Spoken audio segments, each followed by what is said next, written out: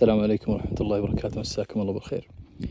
أنا عندي طريقة تخزين حبوب الدواجن أو حبوب الحلال، سواء للدواجن أو الشعير للأغنام بالشكل هذا. يعني هذا الآن شعير الحلال، أعبي هذا ياخذ 3 أكياس، يعني كل برميل يشيل 3 أكياس، لكن الطريقة هذه قليلة، يعني هنا 6 أكياس فقط. أحيانا تكون أكياس في المستودع تتعرض للجراذي ولا للقوارض عموما، ففي فكرة بوريكم إياها إن شاء الله نستغني عن هالبراميل هذه بإذن الله. هذا أحد الأفكار. سويت مخزن للحبوب مقسم 3 أقسام، وهذه الفتحات للتعبئة. هذا من الداخل، بسم الله. هذه دعمات، طبعا دعمات علشان الصاج نفسه ما ينثني. هذه المسكات، أعطيكم المقاسات بس إن شاء الله بعد ما أنقله. إذا نقلت للمزرعة إن شاء الله أعطيكم المقاسات كاملة إن شاء الله تعالى، وأوريكم التجربة فيه بإذن الله. هذا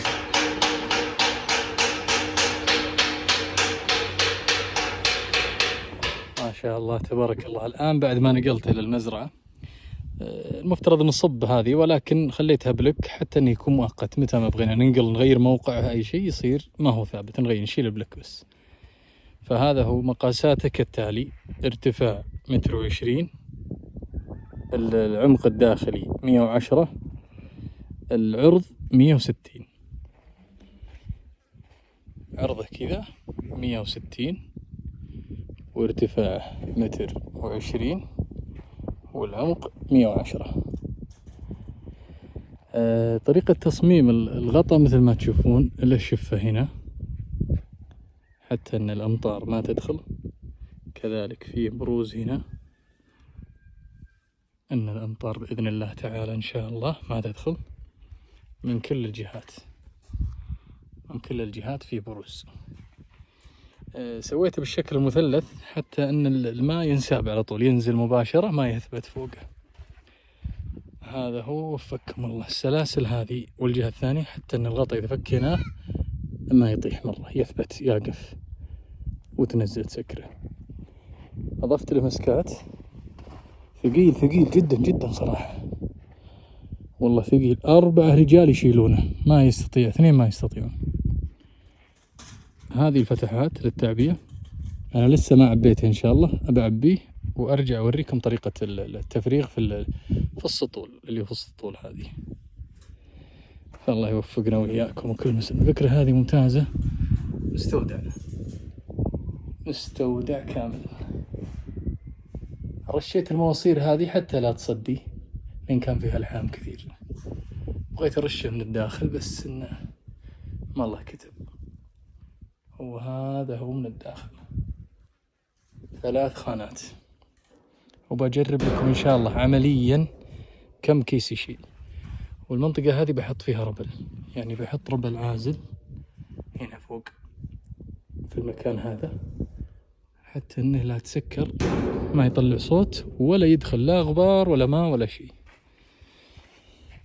طريقة الدروج هذه، الأفكار هذه، يسحب فوق بس، يدخل السطل تحته ويرفع وينزل الحب، خلاص سكره. هذه عبارة عن صاج عادي، سهلة جدا بالشكل هذا وخلاص. وهذا واحد وهذا واحد. فأنا قسمته حتى إني أحط فيه الأعلاف بالطريقة اللي أنا أراها مناسبة، مثلا شعير، ذرة، مخلوط، مكعب، اللي هو.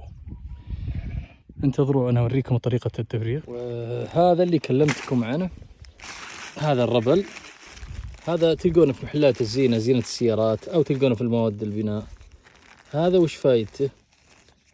حطه علشان يمنع الغبار. هذا يستخدمونه للأبواب، أبواب السيارات أو أبواب البيت، عشان الصوت والغبار. فأنا بستخدمه مثل ما قلت لكم فوق هنا في الحافة هذه، يعني بين الحديدة هذه وهذه بنحطه هنا. خلوكم معنا تشوفون كيف شكله إن شاء الله. هذه الحافة والشفة اللي أنا أقولها لكم، هذه كلها بنسكرها. طبعا هذا قبل وهنا بعد. شوف شلون تسكر الآن تماما.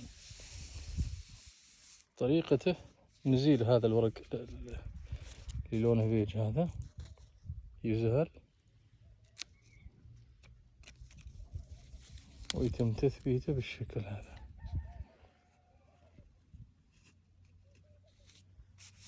وهكذا. طبعا أنا أصور بس تفك هذا كله وتسحبه وتحط.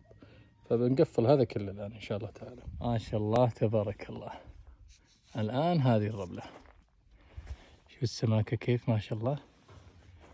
الآن أصبحت على كل الحافة بهذا الشكل ما شاء الله. نسكر الحين الغطاء ونجرب نشوف. ما شاء الله تبارك الله. شفتوا الآن وشلون؟ شو مسكر تماما عليه. الحين هذه رماية، هذه رماية، هي الربلة هذه اللي في الوسط أصبحت مسكرة أي تنسيم سواء هواء أو غبار أو أمطار، ولا فتحنا بالشكل هذا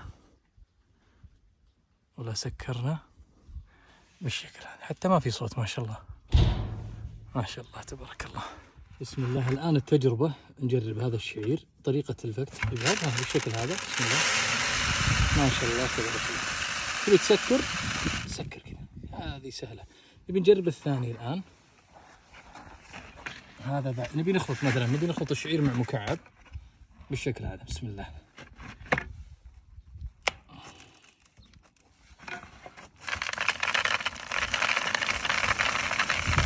ما شاء الله. خلاص خلصنا. سكر بس ما يطلع أي شيء تماما، حتى الجهة الثانية لاحظوا ما في أي شيء يخرج بفضل الله. أسأل الله التوفيق لنا ولكم ولكل مسلم، والحمد لله رب العالمين.